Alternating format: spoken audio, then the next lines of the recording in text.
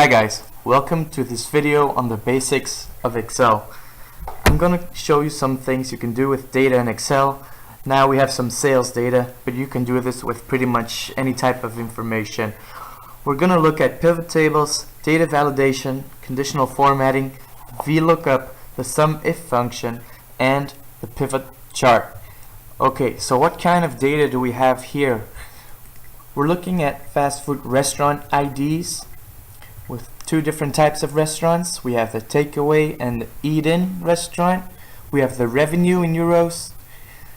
We have a year month, and we have the sales rep per fast food restaurant ID.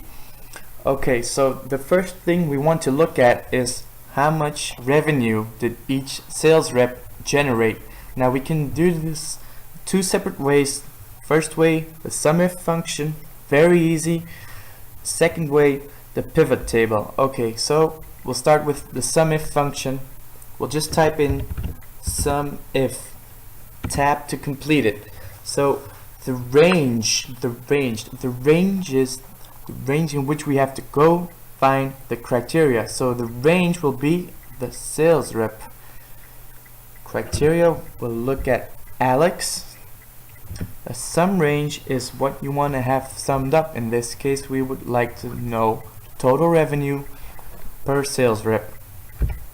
Close it. Okay, enter, and now we see that Alex has a total revenue of 91,105 euros for those 3 months. Okay, so if we move this to Emma, now we see the total revenue of Emma. And if we move this to Jonathan, we can see that Jonathan generated a lot more revenue.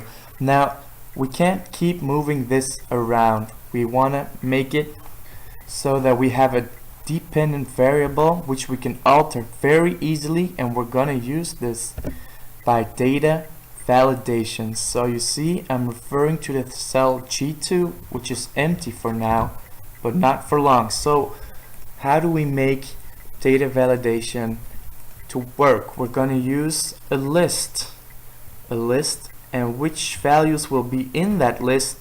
The different sales reps. So we have all the different sales reps in here, but if we make a list based on the sales rep, it's just going to give us 18 different values. So we just want the 3 unique values that are contained in this list. So we're just gonna see if we can't remove any doubles, and Excel has a function for that. Remove duplicates. We'll continue with the current selection because we only want to remove these duplicates. Column F seems correct. Okay, so now 15 duplicate values found and removed, 3 unique values remain. Click OK. So now we have 3 unique sales reps. We're going to go to the data tab. Right next to remove duplicates, you have data validation. We click on that. Data validation settings will allow a list, and the source will be those 3 sales reps. Okay, it'll make a drop down menu which we can choose from: Alex, Emma, or Jonathan. And you can see this value, if we tap F2, we see on what it is based, and then we see that this value is just the same as the one we used here. It's just the same name in which it will find the range. Okay, so that was the SUMIF function. Now we're going to try and use the pivot table. It's actually a lot easier than the SUMIF function. So we're just going to go to the tab Insert, Pivot Table on the left. We click on that. Excel automatically says which data we have to use. So we see here on the data tab, cell A1 to E19. We're going to make a new worksheet. So click OK. Now we have a pivot table. Here on the right, you see all the different columns that contain data. We're going to use these to make our pivot table. So we want to see the total revenue per sales rep. We click on sales rep and drag it down to rows.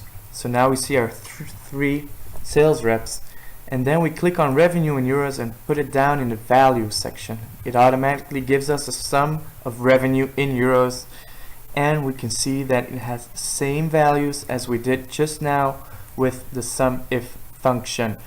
Very easy, drag and drop, anybody can use it.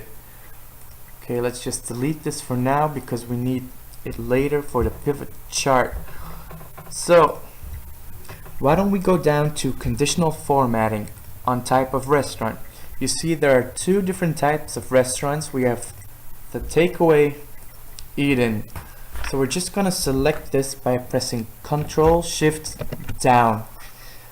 Okay, and then we go to the Home tab, conditional formatting, right under styles, and we click on that, and now you can see we have all these different kinds of conditional formatting. You can highlight cells, top bottom rules, data bars, and new in Excel 2013 is when you hover over them, you can already see what the result will be. These color scales are very nice. You also have these icon sets, very useful if you want to do KPIs or indicators of growth or negative sales figures. Now we're just going to use a color scale. Now you can directly see the difference between a 50 and a 40 based on their color. Okay, conditional formatting, really easy. Data validation based on a list, very easy. The SUMIF function, pivot table. Now let's look at the VLOOKUP. We want to know what type of restaurant is the fast food restaurant ID. So we're gonna look at this column, column A. Let's say we want to do a VLOOKUP value on ID 500 and we want to see what type of restaurant that is. So we're going to use the function VLOOKUP, tap to complete. The lookup value is this one. We're going to look it up in this table array, so we just select the whole table, column index. Okay, so now we have this table array, and the VLOOKUP always works from the left. The VLOOKUP value has to be on the left side of the table array, so we want to see the second column, type of restaurant. We'll type in a 2, and then we want an exact match. So type in 0, close it, and now we see the 40 pop up. How does VLOOKUP work? We select this array, so we go down to the first value that the VLOOKUP value equals to, and then we move to the right, and then we see a 40 here. So if we type in 501, it should give us 50. Let's check that out. So we type in 501, changes to 50. We'll do the same thing for 502, should change back to 40. That's what it does. VLOOKUP. F2 again. We're looking up G7. We're looking it up in this table. Second column, exact match. Okay, another thing we've learned.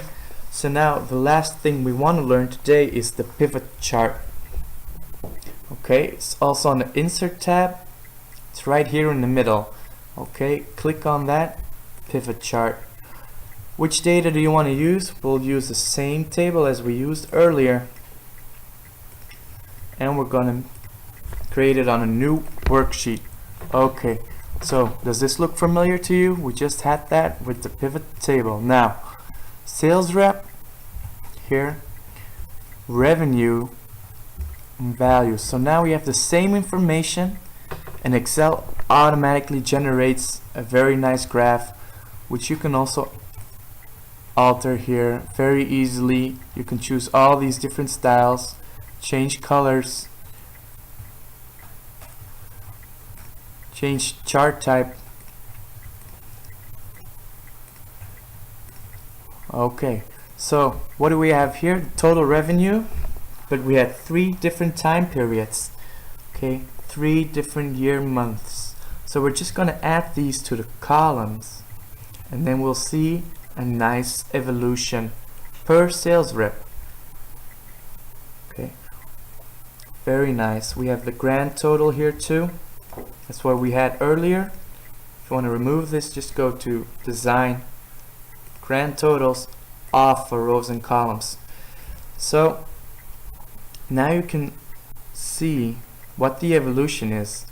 This is October, November, December.